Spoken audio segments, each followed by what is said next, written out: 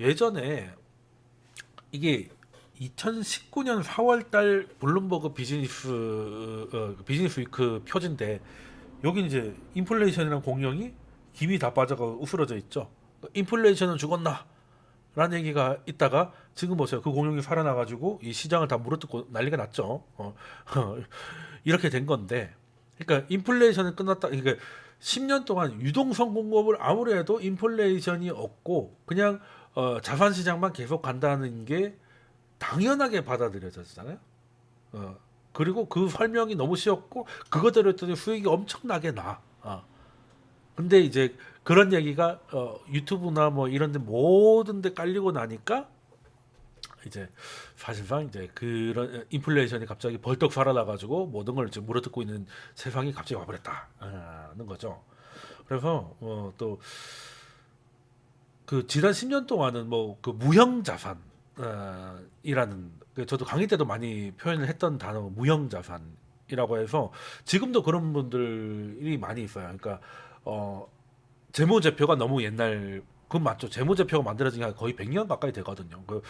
그 워렌 버핏이 스승이었던 벤저민 그레이엄이 그 활동하던 시기에 만들어진 게 재무제표다 보니까 요즘에는 이제 뭐 브랜드 가치라든지 뭐 아니면 애플의 충성도 가치 이런 것들을 그러니까 쉽게 말해서 재무제표에 넣을 수 없는 것들이 굉장히 중요하다. 뭐 그리고 그 이익에 대한 기대감. 뭐 예를 들어서 쿠팡이 나중에 뭐 여기를 다 장악하게 되면 큰 돈을 벌 것이다. 이런 기대감들이 재무제표에는 남아나지 않고 오히려 재무제표에는 적자로 나오기 때문에 현대의 기업에는 뭔가 새로운 그 평가가 필요하다. 이런 얘기들을 굉장히 많이 하고 저도 유튜브 다른 채널에서 엄청나게 많이 들었습니다.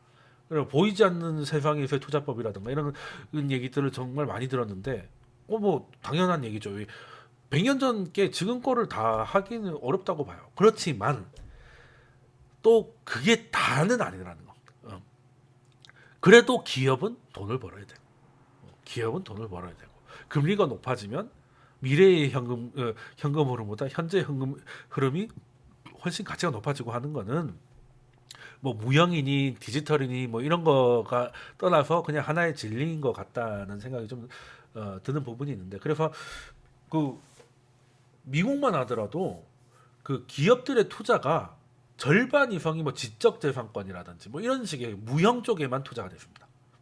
그래서 뭐 우리가 뭐 느프트라든지 뭐 이렇게 웬뭐 원숭이 얼굴 뭐 이런 느프트에 뭐 몇십억까지는 아니지만 뭐 몇십만 달러가 뭐 거래되기도 하고 뭐 이런 일이 벌어진 것도 약간 그 시절에 약간 그게 방향은 맞다더라도 좀 오바를 좀 한 거 아닌가.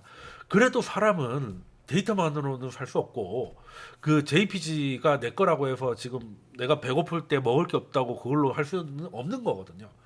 그리고 아무리 자율주행이 좋지만 일단 차가 없으면 자율주행이든 타율주행이든 못하는 거 아니냐. 그리고 사람이 아무리 메타버스가 있고 해도 진짜 집이 있어야지. 네, 그거는 좀 필요한 부분이다. 라는 생각을 하고요. 그래서 이 양반이 이제 그 이더리움 이제 창시자죠. 근데 이번에 타임지 인터뷰에서 재밌는 얘기를 하셨더라고. 암호화폐의 목적은 수백만 달러짜리 원숭이 그림 갖고 놀라고 만든 게 아니다.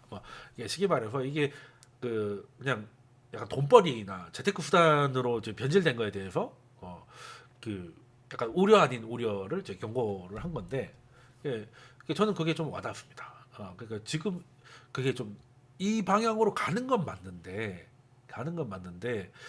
이 좀 너무 과하게 갔고 그럼 10년 동안 우리가 관심을 가졌던 뭐 지적 재산권 뭐 아니면 뭐 디지털 빅데이터 뭐 이런 것들에 대해서만 뭐 투자가 일어나고 뭐 했는데 그 10년 동안 잊혀진 아이들이 있다는 거예요. 그게 뭐겠습니까? 뭐 원유. 이제 원유는 뭐 거의 이제 계속 내려갈 줄 알았잖아. 그리고 뭐 이제 굴뚝 산업들 이제 이제 그러니까 요즘 이제 올드 이코노미라고 하죠. 굴뚝 산업들 그리고 요즘에 우크라이나 때문에 생각하는 국방. 요즘 세상이 무슨 전쟁이야. 그래서 또 광철부대 이런 거 보면 군인들이 할 게 없으니까 이제 예능까지 하는구나. 이제 군이 예능의 소재가 된 지가 좀 됐잖아요. 그게 뭐겠습니까? 아니 다 전쟁하고 있고 이런데 뭐 예능 소재를 하겠어요. 차라리 방공영화를 찍지. 그랬던 것들이 그러니까 10년 동안은 거의 소외돼 있던 것들이 지금 갑자기 중요한 것들로 확 바뀌어 버렸다는 거죠.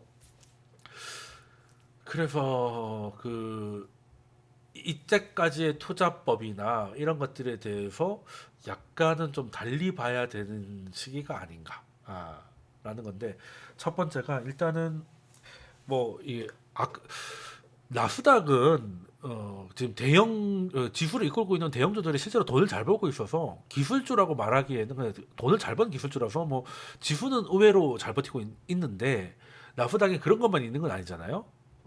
돈을 벌지 못하는 기술주들이 많이 있습니다. 그게 이제 그 파란색은 이제 그 돈누나님의 이제 아크펀드고 그리고 빨간색이 돈을 못 버는 고 꿈만 있는 이제 성장주들인데 금리가 올라가니까 대책이 없는 거죠. 그때는 가능했던 꿈이 갑자기 으스러졌냐? 그건 아니거든요. 언젠가는 해낼 기업들이 있을 겁니다.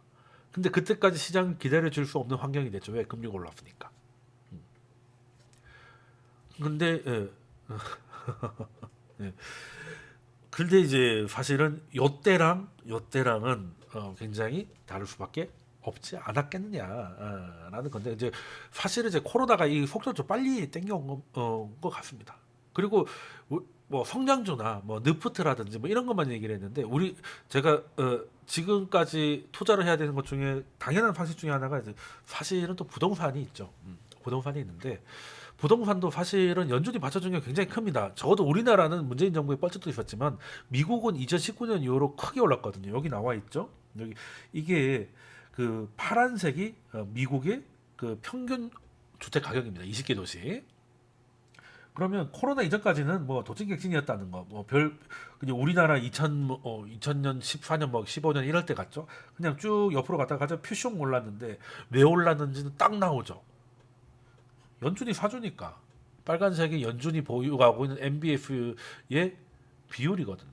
그러니까 연준이 팔 때는 오히려 같이 내려갔다가 그래서 그래도 주택이 재고가 부족해서 더는 안 빠지고 옆으로 가다가 연준이 사주니까 피슉 날아간 거거든요.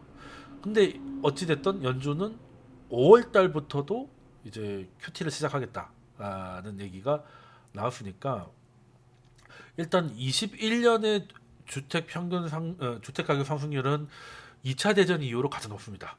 미국 역사상 가장 높고 우리는 그 높은 걸 한 4년 겪은 거고요. 미국은 이제 코로나 이후로 이제 한번 겪은 건데 뭐 당연히 설명드렸다시피 그 모기지 증권 그러니까 쉽게 말해서 그 집을 이제 집을 대출받아서 하면 그 대출을 이제 증권화 시킨 게 모기지 증권이잖아요. 이거를 이제 연준이 사줬는데 이게 21년에 발행된 게 한 4조 달러 정도가 되는데 이게 보통 코로나 이전에는 1년에 한 2조 달러가 될까 말까 하거든요. 그러니까 평균의 두 배가 되고 그리고 이 평균의 2배 나온 거에 66%를 연준이 다 사줬습니다. 그럼 연준이 돈을 찍어서 집을 사주는데 집값이 안 오르는 게 이상한 거죠. 그러니까 당연히 집을 사야 된다는 게 집을 사든지 아니면 나스닥에 뭐 주미나 뭐 이런 것들을 사야 된다는 게 하나의 상식과 같이 돼버렸어요. 2018년부터 그런 분위기가 이어져 오다가 코로나 이후로 그냥 확 간 거죠. 근데 어찌됐든 금리가 올라가면서 돈을 벌지 못하는 수익 모델에 대한 기대감만으로 주가를 버티는 기업들이 몰락하기 시작하고 주가 기준으로만 그리고 집값이 빠지고는 있지 않지만 연준이 살살 발을 빼고 있는 상황에서 집값이 빠지진 않겠지만 지금 같은 상승률을 그러니까 70년 만에 나오는 상승률을 계속 이어갈 가능성은 그렇게 높지 않다는 거죠. 근데 그렇다고 급락이 나올 것 같지는 않습니다. 왜? 아직 공급이 아직 여전히 부족해요.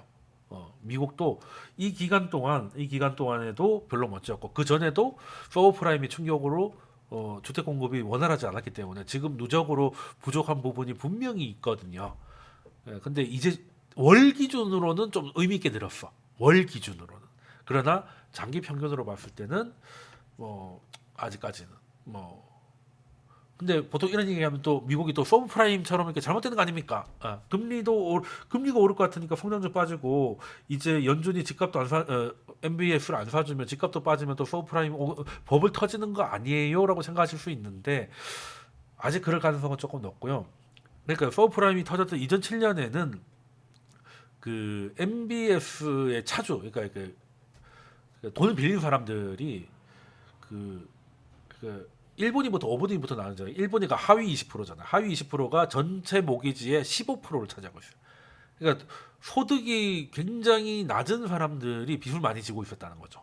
그리고 그때는 지금보다 훨씬 높은 금리였는데, 근데 지금은 하위 20%가 가지고 있는 모기지 채권이 2%밖에 안 돼서 뭐 크게 뭐 여기서 문제가 발생한다 하더라도 15%의 7분의 1보다 더 낮기 때문에 그때처럼 또 게다가 CDO처럼 이렇게 MMF나 이런 식으로 번질 수 있는 환경도 현재는 아니라서 뭐 그때처럼 급락이 올 가능성, 그러니까 집값이 급락할 가능성도 높지 않은데 급락 어느 정도 가격 하락이 와도 뭐 시장이 위험할 정도는 아니다.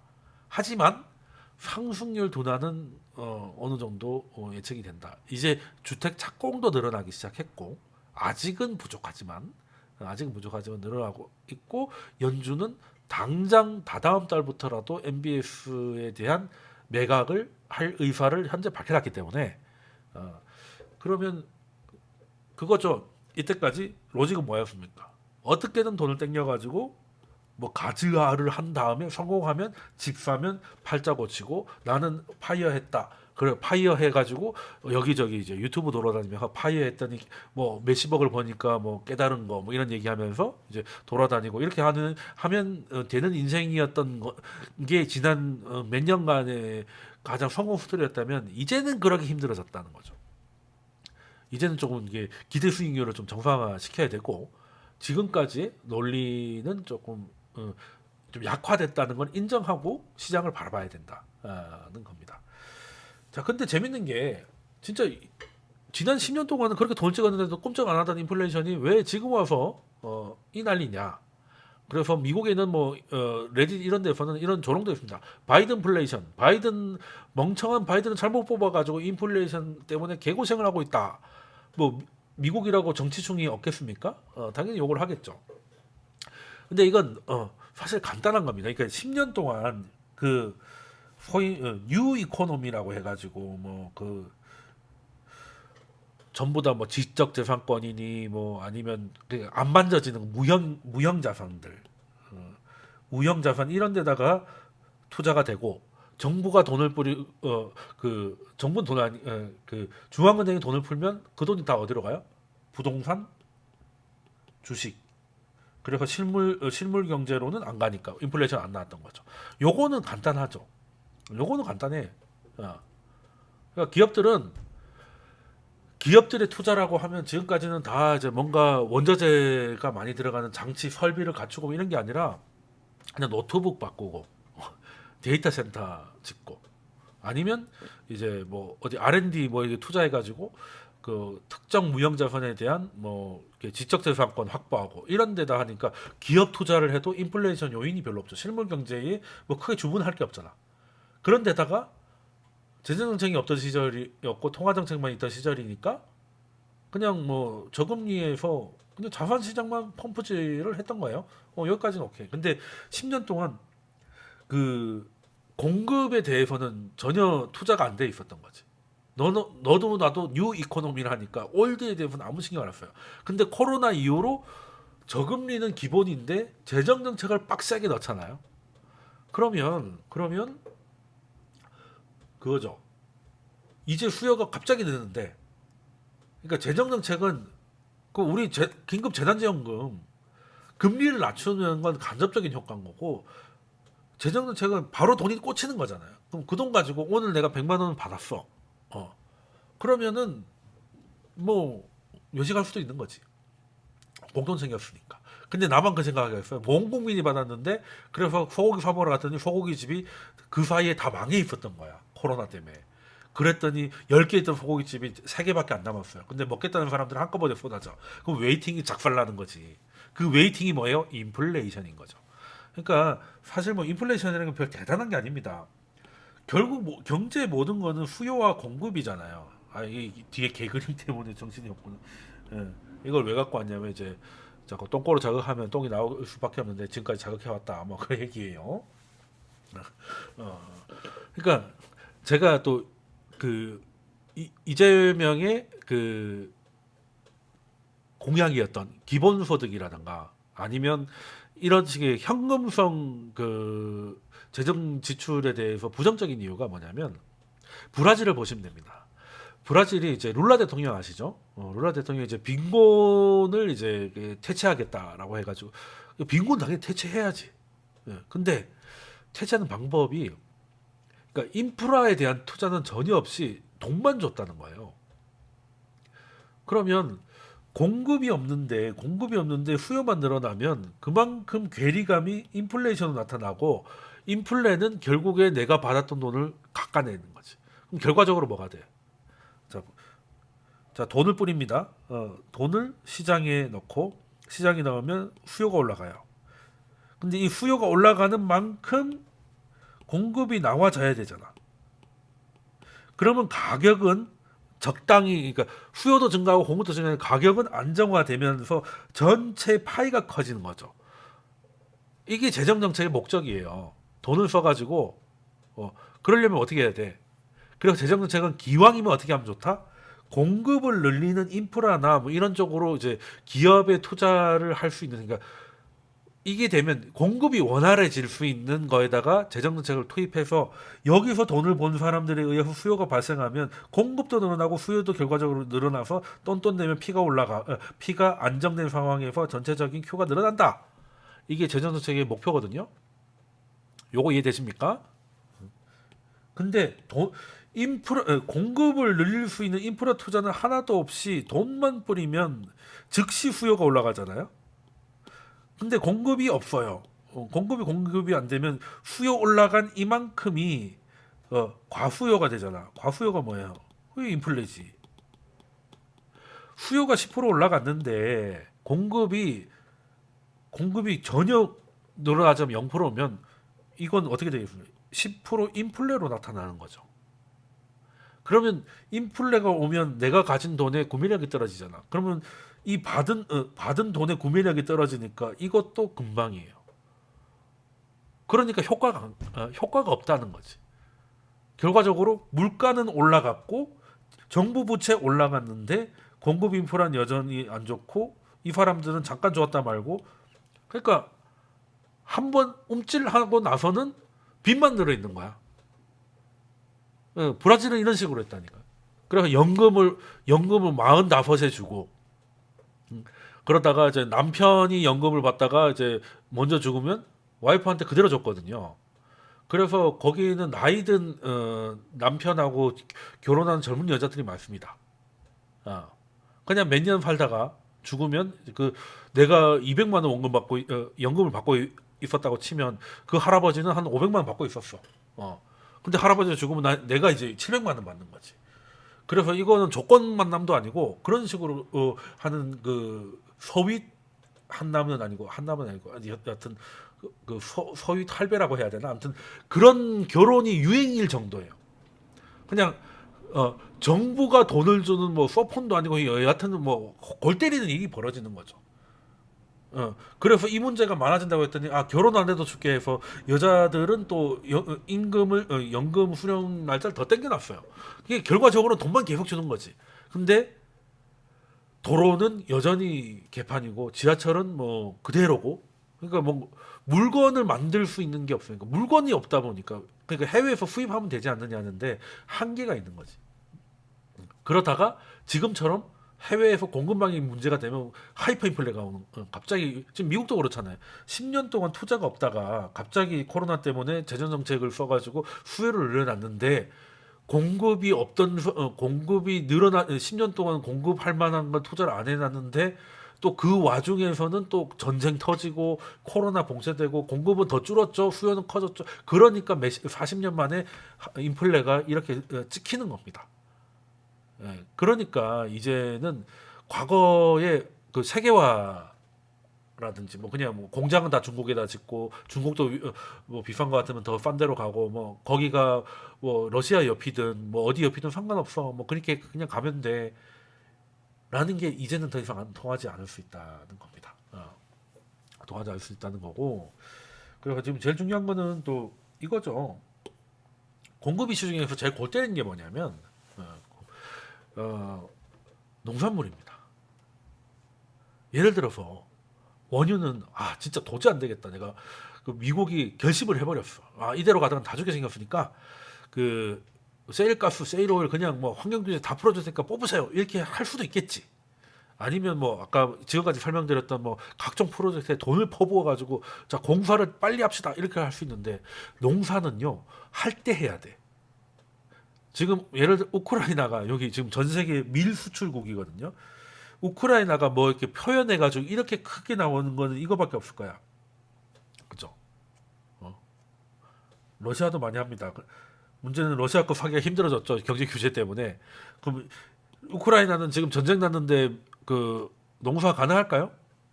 어, 그래서 이제 철을 놓쳐가지고 한 여름이 뭐 예를 들어 벼농사를 짓는데 3월에 전쟁이 터져가지고 모내기를 못했네.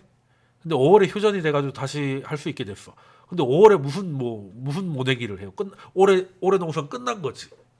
그럼 내년에 두 배로 심자. 그게 됩니까? 땅에 두 배가 있어야 되는데. 어. 그게 아니잖아요. 그러니까 이거는 아주 골치 아픈 문제인데 이 전 세계 수출하는 것 중에 이 두 나라 거가 문제가 발생할 수밖에 없다. 여기 건 사기가 못하고 여기 거는 농사를 못 짓고 있으면 이거 어떡할 거냐.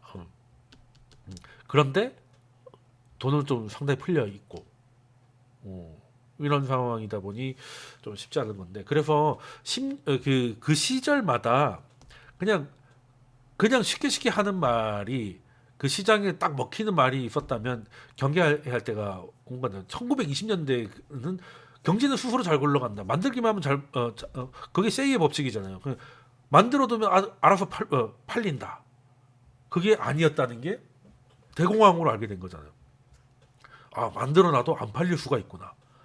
그 생각을 못했다는 게 놀랍긴 하지만 그때 그랬습니다. 그리고 1960년대 또 무슨 생각이었어요? 뭐 통화량이 좀 늘어나고 인플레이션 나는 거 상관없다. 라고 했다가 하이퍼 인플레이션 와가지고 시겁했잖아요. 그죠? 그래서 하이퍼 인플레가 와가지고 많은 고생을 하니까 이제 통화량이 제일 중요하다. 라고 했더니 고물가의 미국 제조업 이런 것도 아주 작살나고 아까 말씀드렸던 한국의 82년 외환위기 뭐 그리고 이제 신흥국들의 위기들이 쭈루룩 일어나니까 이것도 아닌가?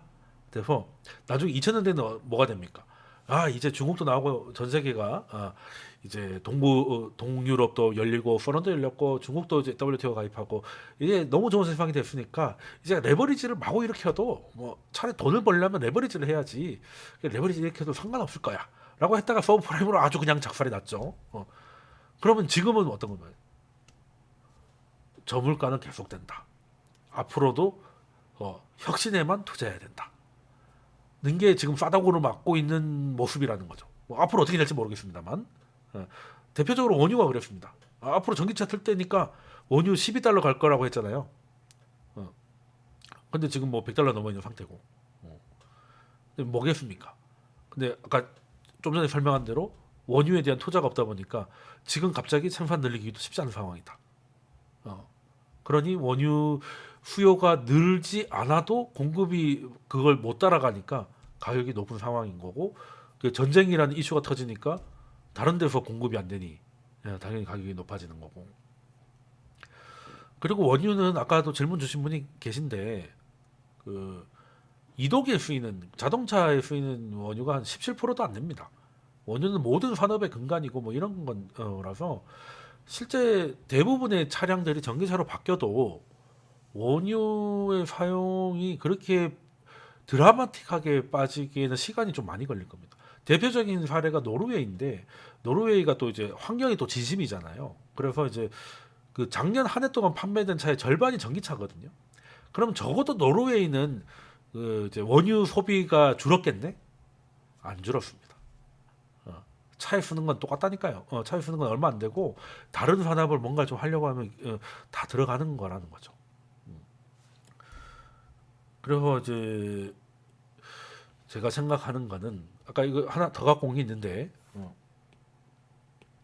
이거는 이제 밀 수출국이 이제 그 주황색은 밀 수출이고 노란색은 밀 수입국입니다.